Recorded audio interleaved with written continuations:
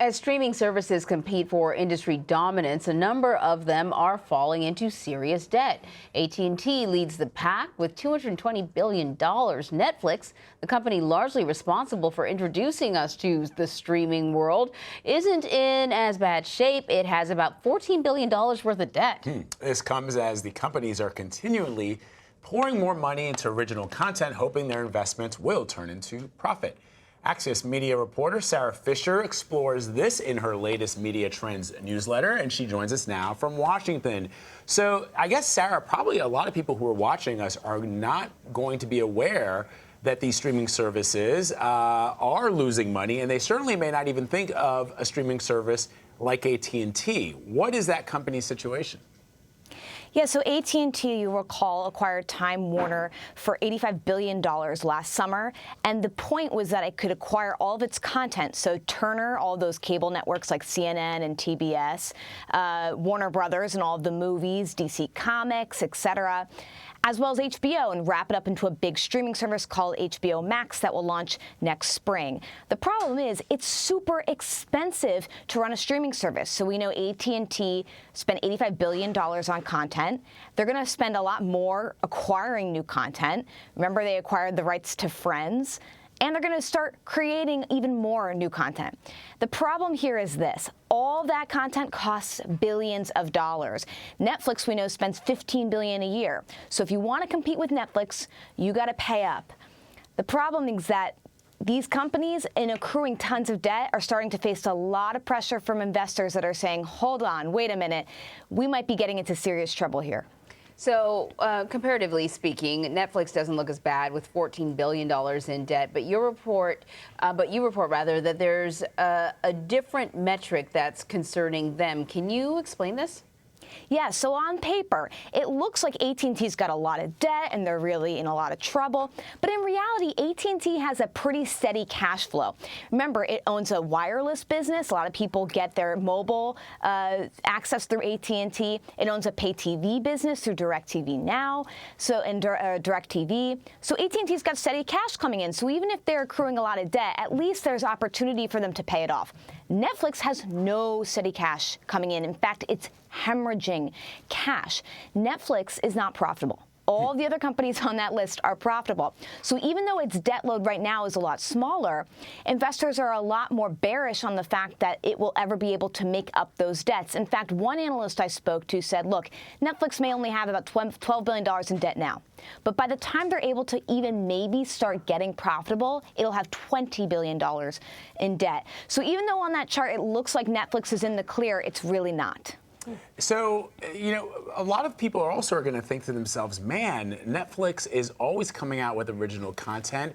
They win awards. Yeah. How can they be in debt? It's I think hard for people to wrap their heads around. And when you think, it's become a phrase, Netflix and chill. There are a variety of things Right. you can do on a weekend. One of those things is Netflix and chill. It's the only thing. So here's what happened. Netflix, remember, it was just a DVR business, DVD business. Netflix years ago said to a bunch of TV network studios, hey, give me your content and we're going to put it on a streaming service and we're going to stream it to people. And all of the people who own that content said, sure, here, take it for cheap, because they didn't think that many people were going to be watching. The audience wasn't that big. What ended up happening was this. Netflix locked all of the programmers into these really cheap contracts while it skyrocketed. Consumers loved it because they didn't charge that much.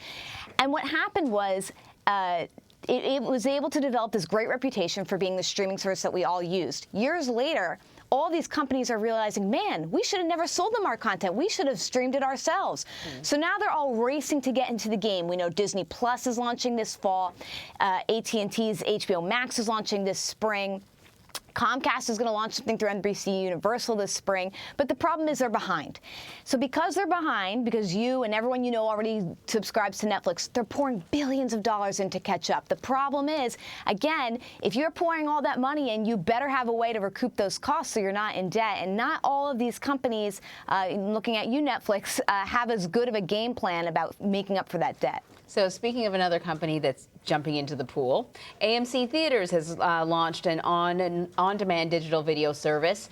How do we expect this to compete with the other streaming services? They do have an awful lot of content. AMC is going to be a little bit different. First of all, it's movies. A lot of these streaming services are competing for TV shows, and they're finding that the sweet spot is like a 25-minute TV episode.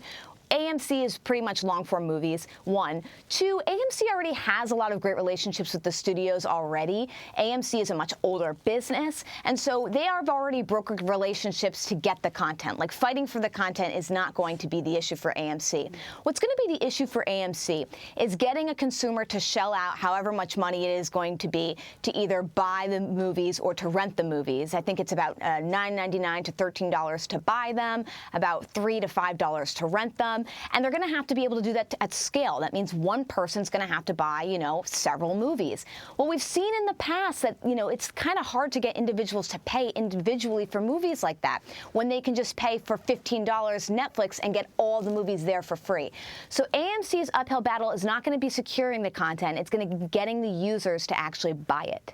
Do we know, I don't know if they've given any details on what their plan is, but do we know how quickly after a movie hits the theaters will they be able to offer it in their streaming service? Yeah, so traditionally there's something called a theatrical window, which means that after a movie hits your local theater, you have about 90 days until it goes into your streaming service. And this is going to look something like that. So let's say, I don't know, a new Disney movie comes out, you wait 90 days, and it's going to hit AMC service as well as whatever Disney streaming service that they're going to come out with in the late fall. Okay. All right. Really interesting stuff. Sara Fischer, I'm going to encourage our audience to check out your writing on this subject in Axios, because it really is sort of interesting, and I don't think a lot of people have thought of it in this way. So thank you, Sara. Thank you.